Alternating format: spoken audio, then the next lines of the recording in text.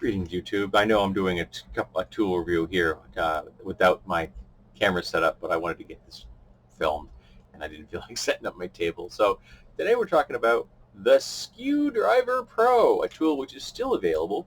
And in fact, you can buy it for 50 bucks in a nice little set. It comes with a bunch of bits. It comes with some extensions. But I wanted to talk to you about this because I picked this up at, I believe, an estate sale. And the beautiful thing about this tool is that it's got a slight angle. I don't know what that angle is. I apologize. And as you turn it, the bit turns. You can see it turning right there. The bit turns.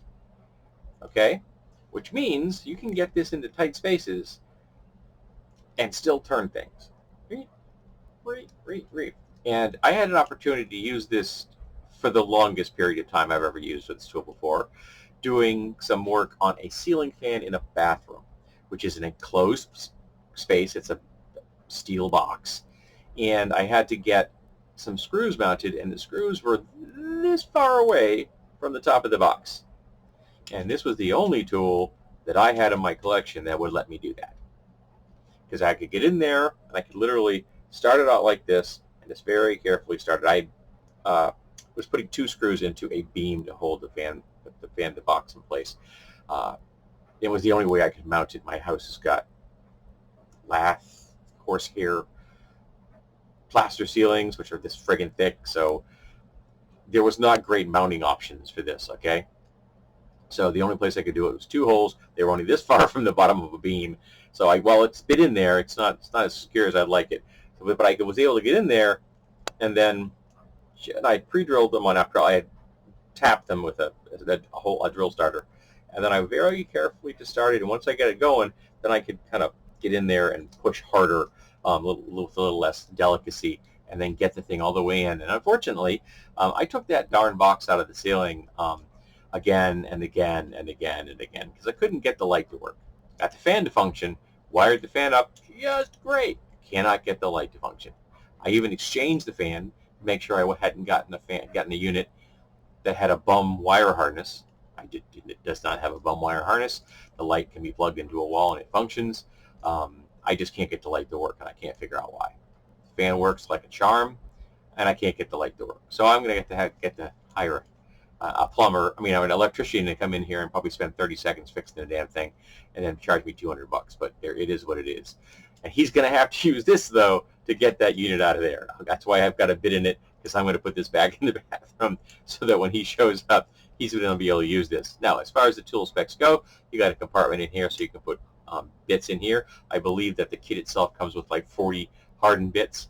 I didn't get I just got this. I didn't again, at an estate sale, so I don't have those, but I do have a fairly large collection of different types of bits. This particular one is a star drive. I think it's in a 20, but I'm not positive. But it's got a nice little magnet. Holds the bit in there very securely. The only downside to this that I found in the use, and today was the time I've done most of this, was because it's so floppy, getting that bit into the fastener for that initial bite was sometimes, because it's like, and you're working in a tight space, so you're trying to get that in there. That's the only downside to this, because if you just push on this, it's real easy. You just like try to put this into a fastener, it's very easy for it to do this. Okay.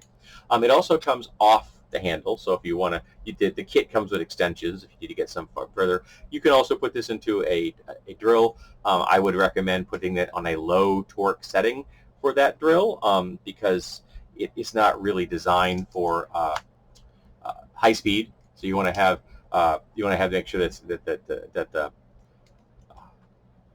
it's not going to screw up your bit or the tool or your fasteners. You want to do that at very low speed and very carefully.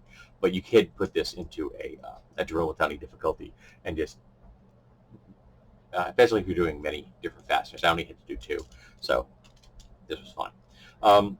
I do like the fact that it is a square handle.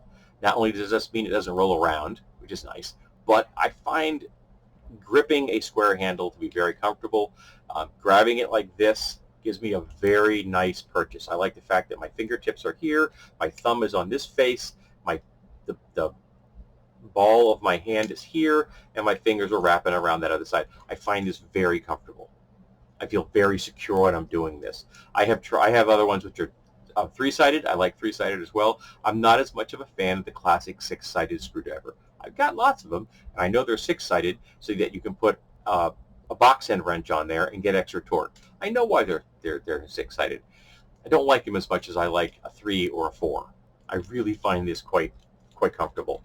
And again, because it's four-sided, you can put it down. You don't have to worry about it moving a whole lot, which I happen to also like. So I think this is an awesome tool, and I think that if you are a homeowner who is going to have to find yourself putting fasteners or taking fasteners out in weird angles, because let's face it, every home's got weird angles. This place was originally a single family. The people that did the renovation did not do a good or consistent or professional job.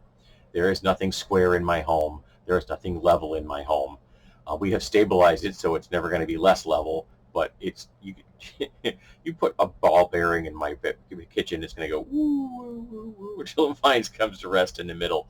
Yeah, it's not flat, it's not square, and everything in this place has fasteners stuck into locations where this will let me get it out of, but your average conventional screwdriver is not.